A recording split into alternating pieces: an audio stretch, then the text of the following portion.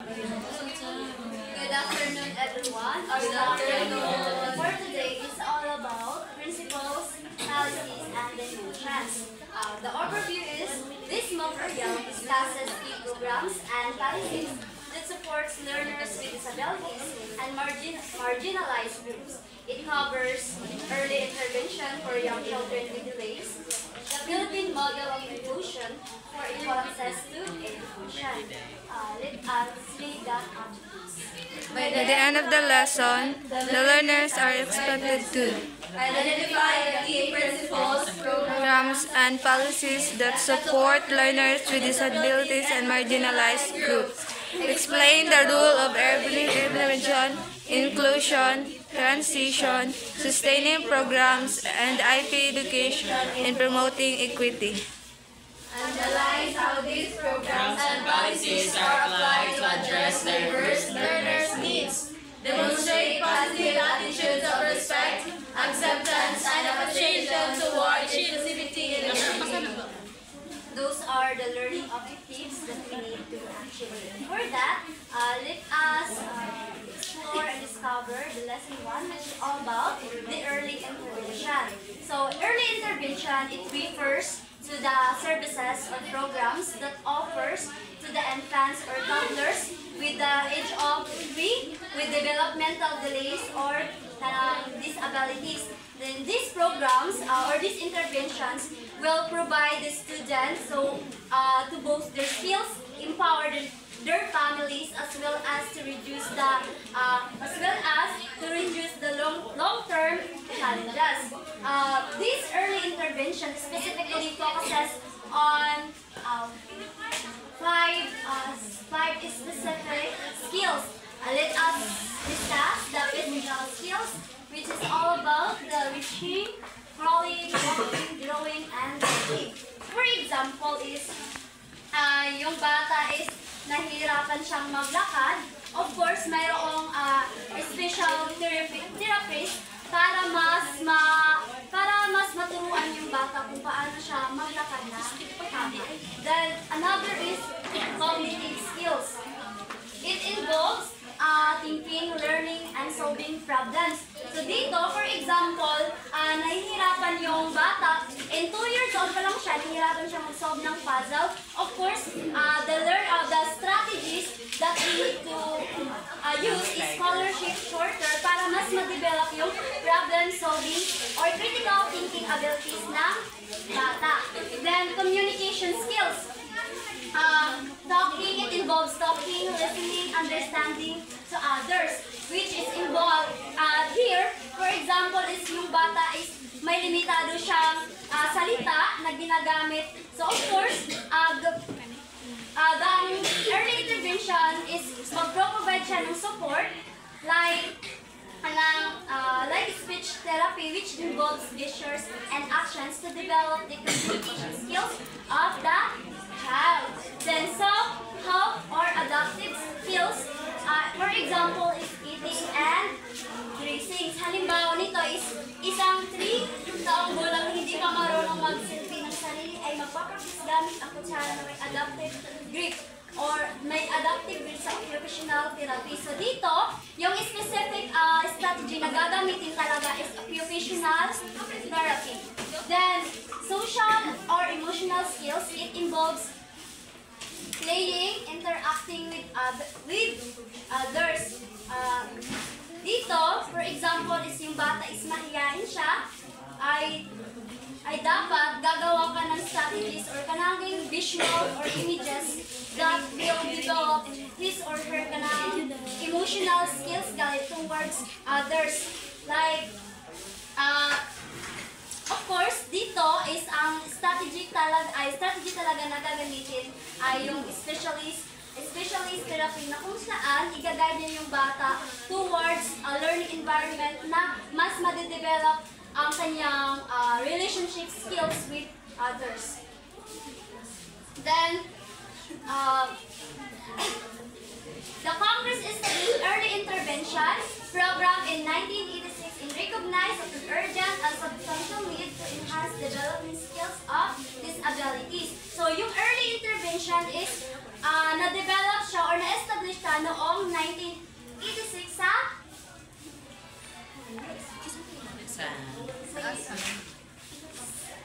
Congress. Dahil there are different goals or purpose ang early intervention. First one is to enhance development of the children. Then, halimbawa nito is isang sanggol na may Down syndrome ay makakatanggap ng occupational therapy para maabot ang milestone toward ng pag-grow over paghawak ng isang bagay. Then, another one is bawasan ang gastos sa eskwela. This is one of the certain purpose or goals ng early intervention. Para halimbawa nito sa pamamagitan ng speech therapy, maiwasan ang intensive na serbisyo sa elementarya. Then another one is maiwasan ang pagpapa-institutionalize at palakasin ang kakayahang mag-isa at palakasin ang kakayahan ng pamilya na suportahan ang bata. Then we have also the individual family service plan. It also called as personalized plan because it deals with individual.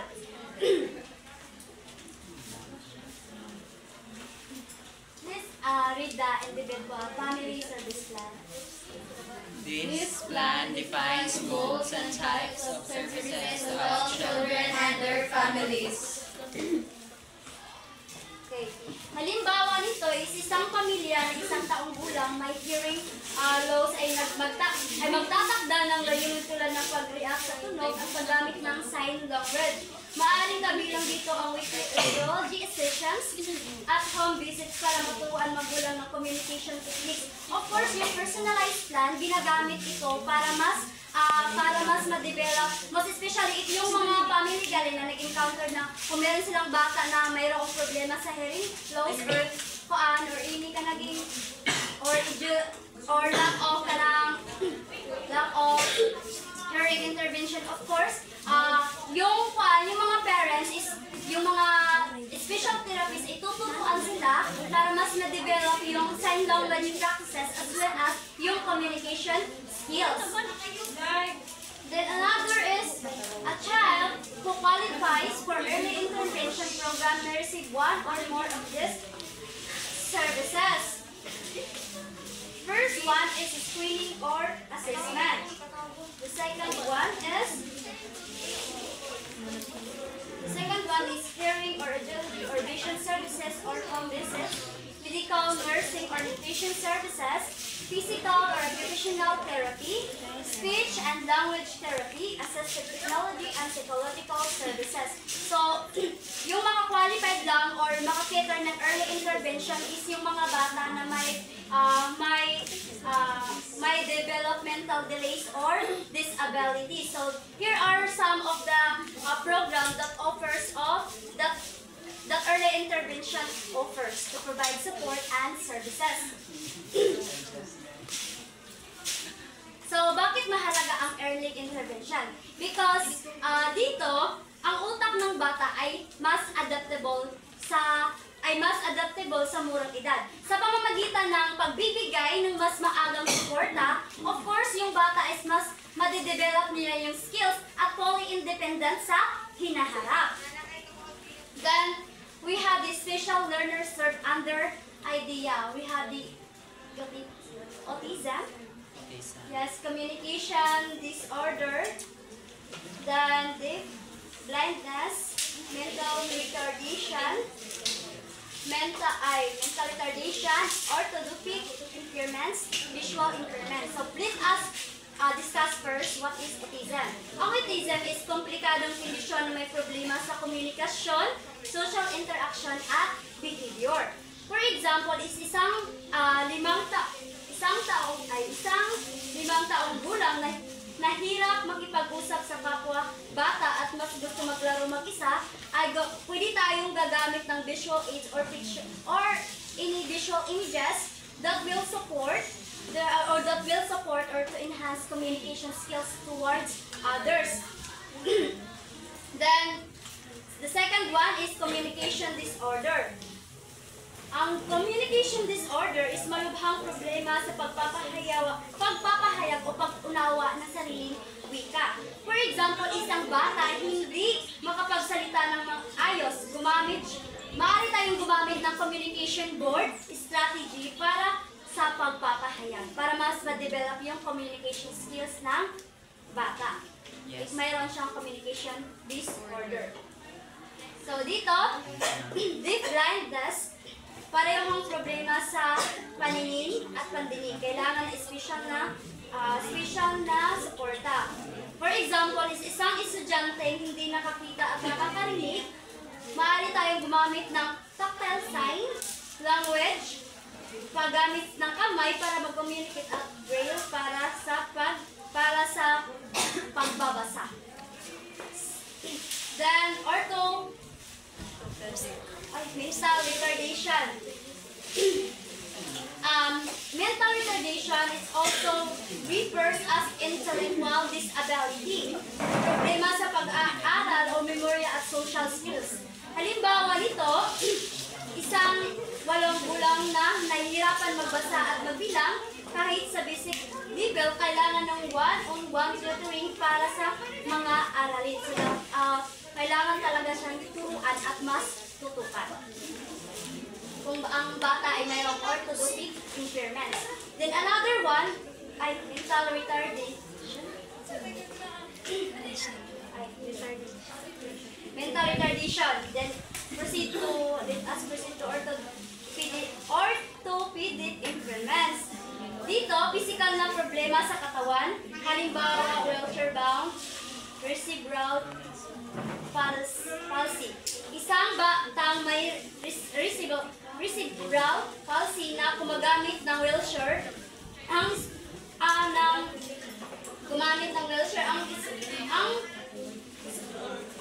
paaralan ay So dapat dito kung may orthopedic impairments yung bata or may problema siya sa physical na katawan, of course, maaaring gagamit siya ng wheelchair bound para mas mag-access siya sa education. Then, visual impairments, pagkabulag o low vision na nakapekto sa pag-aaral. Halimbawa nito ay isang batang bulag na nag-aaral ng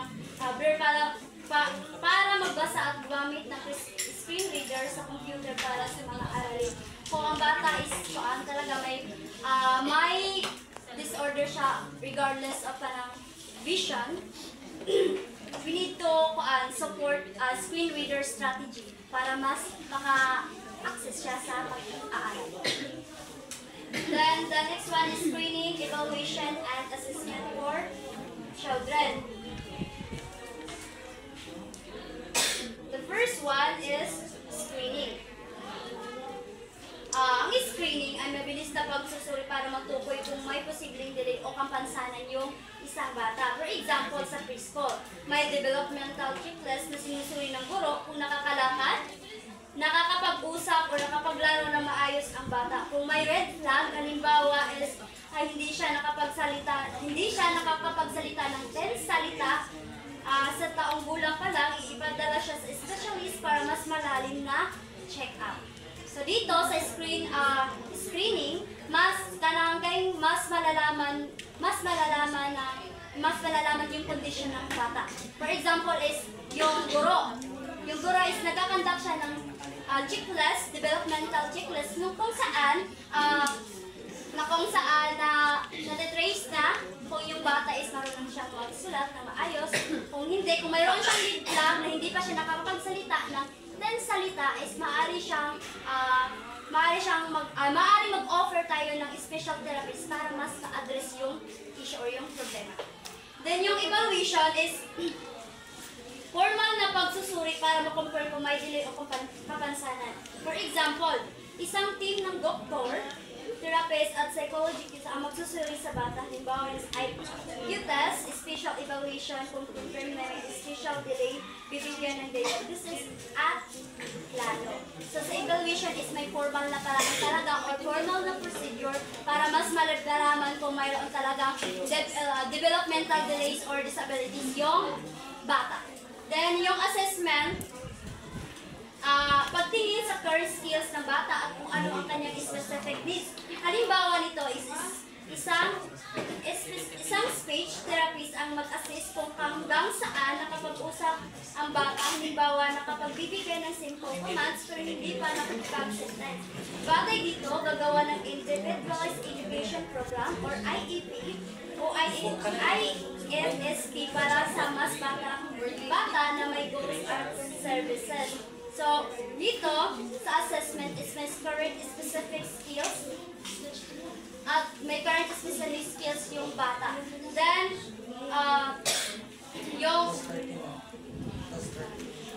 yung early intervention talaga, always keep in mind that early intervention is providing services or programs or any opportunities that will boost their skills, empower the students regardless of their disabilities. Because this intervention